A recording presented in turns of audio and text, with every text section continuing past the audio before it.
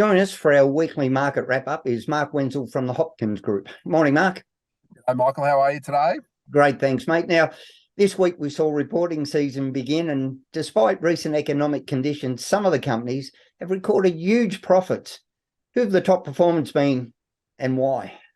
Yeah, so obviously we sort of expected that, obviously with a good second half of last year, but certainly the most interested for people would be CBA, which reported profits of $5.15 billion, up 9% on the corresponding quarter last year.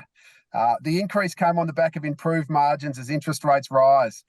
That is, they increase the rates for borrowers faster than they did for depositors in the bank. The dividend increased by 20%.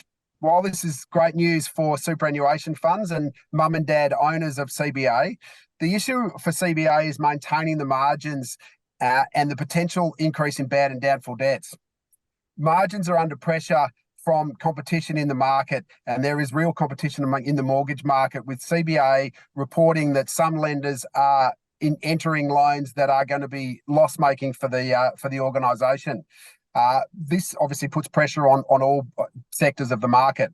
We expect this to be an ongoing issue, and also, the profit report poses a public relations problem for the bank as well, because again, they're making massive money while their clients are hurting and bleeding with regards to increase in mortgage rates. And, on the back of that, the government did announce an inquiry into deposits within the bank, and this will add scrutiny and certainly put further pressure on margins.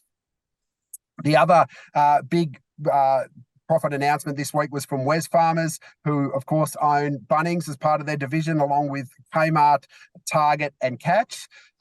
So they reported strong earnings throughout the half year, and with Catch though being the negative for Wesfarmers, reporting $108 million loss.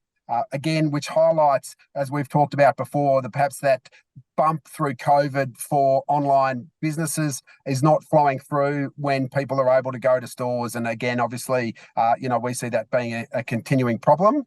But for Wesfarmers, we see Bunnings as being a stable earner for them. They've been through downturns before, and the expectation is that what happens is people sort of use the time and save their money by doing DIY projects, and this is obviously going to help Bunnings throughout that period.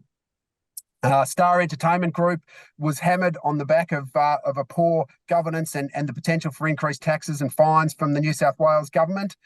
CSL, which is obviously a big blood plasma business, reported strong collections of plasma, up over 10%, with the stock hitting a record high shortly after the result.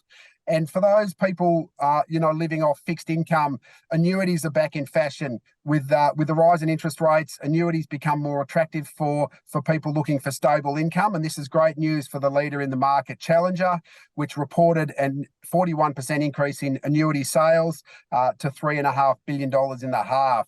I would expect annuity sales to continue to gain in popularity as obviously people retire, want that stable income, and with the higher returns coming from annuities, this is a real beneficiary for Challenger. That would definitely go into the security rather than the growth portfolio as we age, wouldn't it, Mark? Absolutely. But again, the security side of things is really important from an emotional perspective. And, if you've got a lifetime income coming from an annuity, you feel certainly secure. So it's a good thing for those people that are living off fixed income. Have you been watching Philip Lowe being grilled by the government? I did keep an eye on Philip during the week. Absolutely. How do you think he performed? Look, he was a really difficult position for them, as we've talked about before. I mean, promising no interest rate rises to 2024, obviously was a policy error, and he's still sort of trying to justify that. We've talked about again before about the rising interest rates and the impact that's having on the economy, and perhaps allowing a little bit of breathing space to see what damage the interest rate rises have done so far.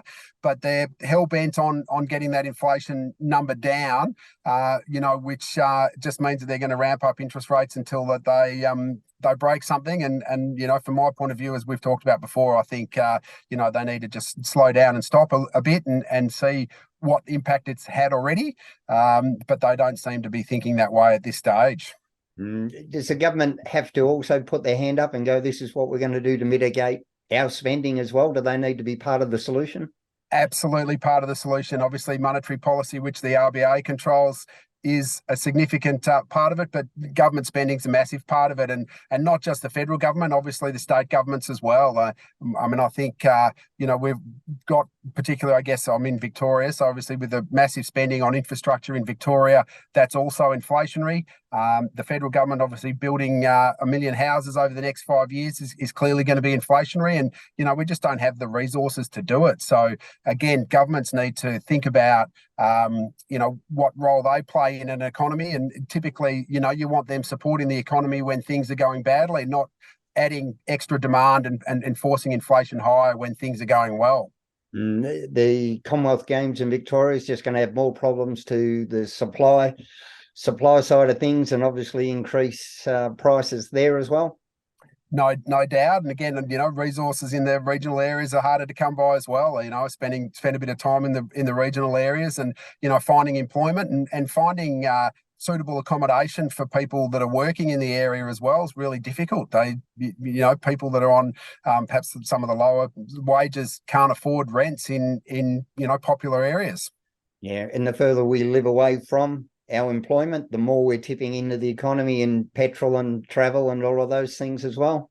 And again, not wanting to do the jobs because of lifestyle reasons as well. You don't want to be sitting in a car for an hour, whatever, to get to work each day. So it's a real problem.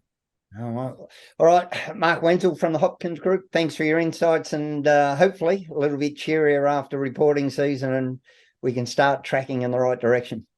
Good on you, Michael. Thanks very much.